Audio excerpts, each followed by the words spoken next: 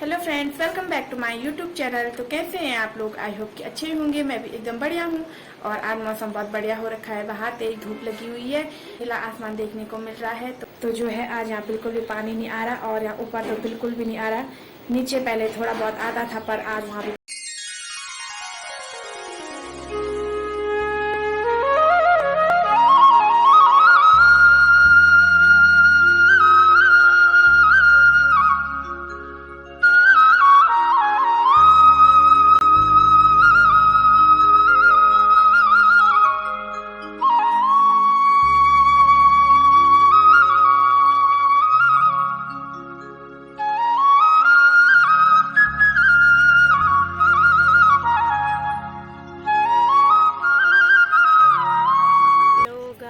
आज की ब्लॉग प्रिया राणा का मैं कर रही हूँ शुरुआत और टाइम हो गया 2:45 और हम बैठे के छत में धूप में।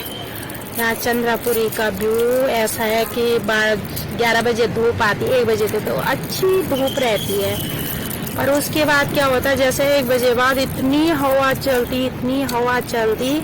देखो ये पीछे चादर है भी हवा से कितने हो रहे, तो बहुत ठंड लग रही ना, ऐसा नहीं लगता कि यहाँ धूप ही लग रखी होगी। और मैं तो 1 हफ्ते से हो रही हूँ, आज ठीक आज ना आई हूँ 1 हफ्ते से। और अभी भी तबीयत ऐसे ठीक तो नहीं है। देखो मेरा चेहरा भी कैसा हो रखा है, ठंड से आंखें वो हो रखी है, क्या सूज रखी है अपने माए का से काम ला रहे हैं। और ये चंद्रापुरी वाले बोल रहे कि यहाँ का ऊपर वाले बोल रहे कि तू चंद्रापुरी से, हम तो यहाँ बुखार जुकाम ला रही। और ये प्रिया और भाभी जी बोल रहे कि तुम लोग ऊपर गांव से यहाँ ला रहे जुकाम और उसमें बुखार। अब क्या करें यार, सारी जगह है। अब जब मैं नहीं होती तो इनको पहले से भी आता, तब कहाँ से आता है पता नहीं। ऐसे लोग तुम बोलते तू ला गई। ये तो सारी जगह हो रहा। तो कोरोना भी ऐसे चल रहा, तो कोरोना भी मैं ही लाई होगी। सारी जगह चल रहा है ऐसा आजकल ना, हर जगह मौसम भी चेंज हो रहा, फिर बुखार। पर ये बुखार भी नहीं है, ये सिर पे है, सर दर्द हो रहा, भयंकर जुकाम, खराश लग रही। 1 महीने से तो जा ही नहीं रहा, 1 महीना तो इसका कंप्लीट है। मुझे 30वीं बार आ गया, अरे 1 महीना हो गया। और भाई लोग को सब अब परसों से, जिस दिन से यहाँ पर बर्फबारी हुई उस दिन से अब अच्छा लग रहा है। धूप भी आ रही है, तेज धूप भी आ रही है और अच्छा मौसम। अब गर्मियों का मौसम थोड़ा बहुत फील होने बैठ गया है। और देखा होगा आपने मैंने एक वीडियो देखी थी ना कल जोशीमठ में भी, जबकि वहाँ पे नवंबर दिसंबर में बर्फ शुरू हो जाती है, पर इस बार जनवरी में वहाँ पे फर्स्ट हुई बर्फबारी शुरू हुई। पर इतनी ढक चुकी थी और लोग ना यात्रा भी ओली जा रहे, लोग पर्यटक वाले भी, फिर घूमने वाले भी ओली जोशीमठ तो आ ही रहे। पर आपने जोशीमठ की वीडियो देखी होगी रे राम ना, मैं तो आजकल उसी न्यूज़ को देख रही कि कैसा होगा क्या होगा पता नहीं। हम बोल रहे थे ना कि कलयुग। आप देखो पहले आदिकाल क्या था, भक्ति काल क्या था, रीति काल क्या था, आधुनिक काल क्या था, है ना। जब हमने हाई स्कूल में ये काल का अब आ रहा समझ में कि जैसे जैसे वो हमारे ऋग्वेद जितने भी 4 वेद हैं तो उनमें दिया रहता था। भाई इतना ये नहीं आता था कि यार ये होता क्या है कि कौन कौन वेदों के अनुसार क्या काम चल रहा है, जैसे कैसे कालों के अनुसार कि संवत इतने सन से इतने सन तक आदिकाल है। मुझे तो अब याद भी नहीं है ना, पर थोड़ा बहुत ना पहले वाली पढ़ाई कैसे होती थी ना, हमारे जो हिंदी के टीचर थे ना वो सर चौधरी सर जी थे, वो बहुत अच्छा पढ़ाते थे। मतलब दिमाग और माइंड तक अभी भी है मुझे याद। सन तो मैं भूल गई, शायद ऐसे ही था, उसमें 1500 कुछ संवत ऐसे, पर मुझे याद है आदिकाल, भक्तिकाल, रीतिकाल, आधुनिक काल। तो तब बोलते थे जब ये काल युग सब समाप्त होंगे तब कलयुग लगेगा। तो आज की डेट में अब मुझे यह आ रहा है कि इतने युग तो समाप्त हो गए हैं, तो अब कलयुग शुरू हो गया। तो कलयुग की अभी जो उत्पत्ति हो रही है वो शुरू हो रही है। तो तभी तो देखा होगा आपने 2013 में केदारनाथ आपदा आई, उत्तरकाशी में हुआ, वही चमोली में, तो क्या क्या कांड नहीं हो रहा। तो धीरे धीरे ना देखो क्या बोलना, ये उत्तराखंड जब से हमारा अलग हुआ, मैं तो ये लग रहा है कि उत्तराखंड आंदोलन में कितने लोगों ने अपनी जान गंवाई ना। आज वो लोग रह भी नहीं चुके, उनके परिवार के लिए कुछ मिला भी नहीं। पर वही पन पे लोग जो राजनीति चमचागिरी उत्तराखंड को तो अलग बनाया था विकास बनाने के लिए, पर मुझे नहीं लग रहा है कि हमारा उत्तराखंड का 21 साल 22 साल से कोई विकास हुआ होगा।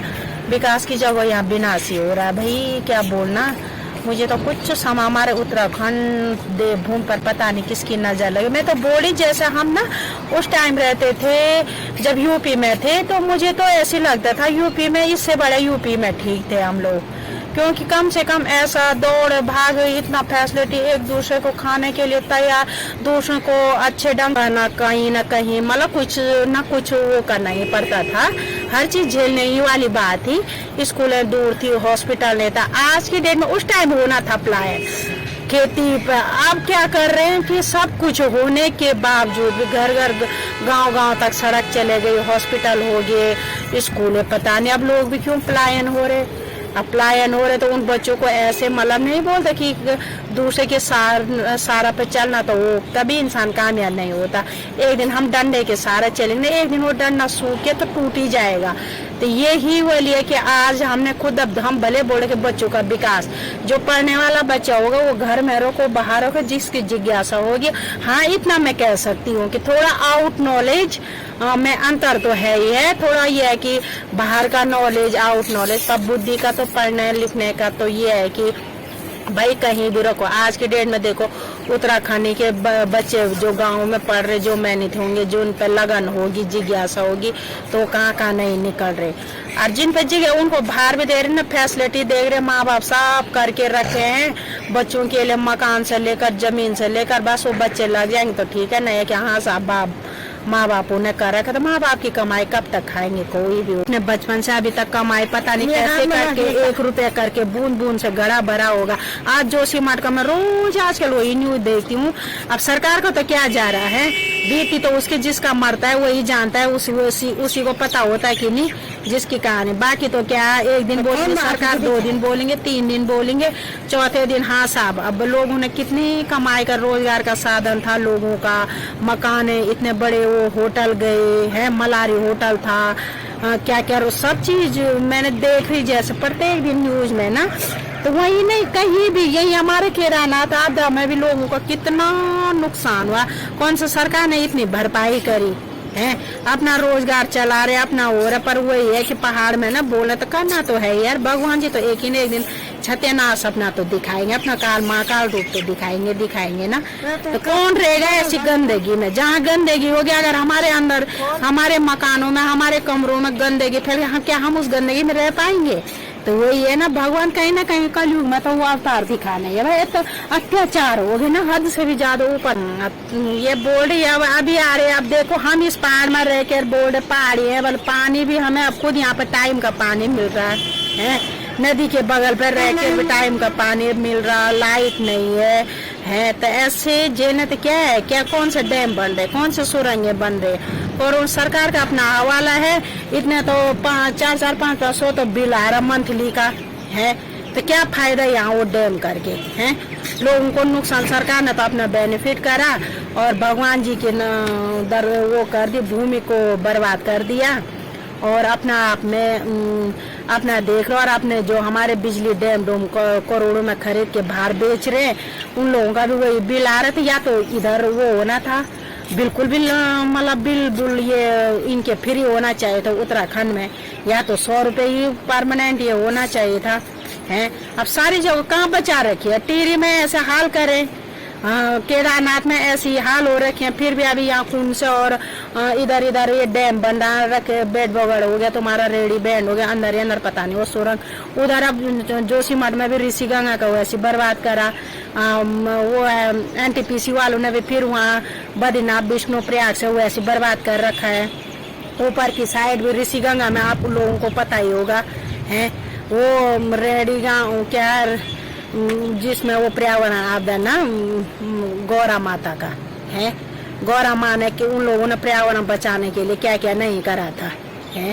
तो क्या फायदा, और मुझे तो समझ ही में नहीं आ रहा कि क्या करे, कौन सी सरकार चल रही है यहाँ। मुझे ऐसे कामों को तो उल्टा कर रहे। जहाँ पे दुष्ट कार्य हो रहे, दुरुपयोग काम हो रहे, अत्याचार हो रहा, बेटी बहु लोगों की लड़कियों को वो करा जाए। अभी वो अंकिता भंडारी का मामला साल भर होने वाला है, उसका तो कुछ भी समाधान नहीं हुआ है। अभी केस पे केस और वो ठोके जा रहे हैं अभी कि ये रिपोर्ट नहीं आई, ये रिपोर्ट नहीं आई, अभी तारीख पे तारीख। उसके माँ बाप क्या बीत रही होगी उसकी माँ पे हैं। और लोग वो बिनोदारे के पैसों के चक्कर में तो वो लोग क्या कर रहे हैं, अपना ही वो कर रहे हैं क्या, उसके चमचे पैसे खा रहे होंगे, उन्हीं का वो करे। भाई आके मैंने वही देखा, उत्तराखंड बिक गए चमचों के पैसे में, और सरकार आ रही है उत्तराखंड को बेचने के लिए। साफ और सीधी बात है। भू कानून, एक बार भू कानून में बोलती थी यार, भू कानून मुझे नहीं आता था ना उस समय कि भू कानून क्या होता है। अब मुझे समझ में ये आ रहा है कि भू कानून है, हम लोगों की जमीन क्या व्यापारी यहाँ उत्तराखंड में इतने बेरो ये लोग नहीं कर सकते हैं। पर ये ना हमारी घर वालों की कमी, बाहरी बर्तन धो लेंगे होटल में, पर यहाँ उनको शर्म आती है बर्तन धोने में ना। अरे यहाँ तो क्या हुआ, अपने मेहनत ईमानदारी से करो, अपने इज्जत से करो। एक झाड़ू मारना है और एक बर्तन धोने में काहे की शर्म है। मेहनत अपने ईमानदारी से कर रहे ना, कोई गलत काम तो नहीं कर रहे ना। पर बाहर वही है, बर्तन धोएंगे, किसी के झाड़ू पोछा लगे, कौन देख रहा, वहाँ तो उनकी इज्जत है और यहाँ उनकी कोई तो यहाँ के लोग क्यों नहीं, बस वही है। यहाँ के पहाड़ी लोग ज्यादा लेडीजों पर दबाव है, घर भी देखेंगे बाहर भी देखेंगे, वो तो बाजार में दारू पीएंगे, ताश खेलेंगे, चाय पीएंगे, बस हो तो गया। मेहनत करने के लिए उनका कोई मतलब ही नहीं बनता।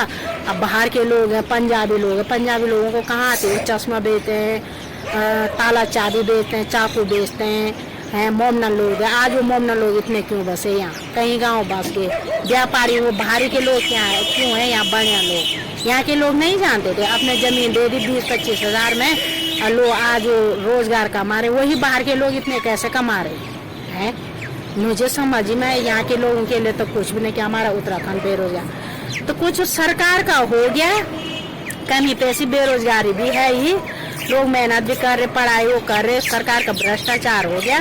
पर तब कुछ यहाँ के लोगों में भी है ही कमी, जिन्होंने अपने जमीन को इतने भू कानून में, इतने भू कानून नियम ना अपना करके 20-20 हजार में जमीन बेच बूझ के आज देखो कहाँ देखो। यहाँ के कोई भी जोशीमठ से लेकर जहाँ जहाँ ये पर्यटक आधे से ज्यादा मोमनन मिलेंगे तुम्हें। वो कैसे कर रहे हैं, बढ़िया लोग हैं। जैसे मैं केदारनाथ गई थी एक बार, तो वहाँ पंजाब से मक्की बेचने के लिए ताऊ और ताई आ रखे थे हैं, और यहाँ के कोई भी नहीं है मक्की बेचने के लिए हैं। एक ताई ताऊ आ रखे थे, तो क्या यहाँ के मक्का बेचने के लिए उनको तो शर्म आएगी, यार वो मक्की बेच रहा था, कितना नहीं कमा रहे थे। यही बात है ना, कुछ कमी हम लोगों की भी है और कुछ सरकार की भी है। अब क्या बोले, कुछ समझ में तो होना था, जो विकास नहीं हुआ, विनाश हो रहा उत्तराखंड में। जय उत्तराखंड और जय बोले नाथ महाराज की। समझिए मैंने दिनचर्या हो रही है, आज का दिन भी चले गया। और ये प्रिया राणा का वीडियो मैंने कहा यार चलो बोल दिया है, जो भी बोले, अगर उल्टा सीधा मैंने जो भी बोला होगा आपको पसंद आएगा तो लाइक करना, कमेंट करना और दोस्तों के साथ शेयर भी करना। और जिन्होंने सब्सक्राइब नहीं करा होगा उसका सब्सक्राइब कर देना। क्राइबर की क्राइस क्या उन्हें मैं तो नहीं होगा सब्सक्राइब, हाँ तो वो भी कर देना, ठीक है। Bye bye. अब ये प्रिया को दे रही। अभी हम बैठे हुए ऊपर छत पे और पीछे प्रगति दीदी, सासू जी और मैं। तो प्रगति दीदी ने आप सबको बता दिया क्या क्या हो रहा हमारे उत्तराखंड में। आज का ब्लॉग उन्होंने ही बनाया, तो उन्होंने वो सब बातें आपको बता दी जो हमारे उत्तराखंड में हो रहा है। उन्होंने बिल्कुल सही बात कही है, जो हो रहा है वो सब सच है। तो जो है तो उनकी बातों में कोई गलती दिखे तो कमेंट में जरूर बताना। और आज का ब्लॉग काफी लंबा हो रहा, तो ब्लॉग को इतना ही रखते हैं। आई होप कि आपको मेरी आज की वीडियो पसंद आएगी। अगर वीडियो पसंद आए तो वीडियो को लाइक करना, कमेंट करना, अपने दोस्तों के साथ शेयर करना और चैनल को सब्सक्राइब जरूर करना। मैं मिलूंगी आपको कल एक नए ब्लॉग के साथ, तब तक के लिए टाटा बाय।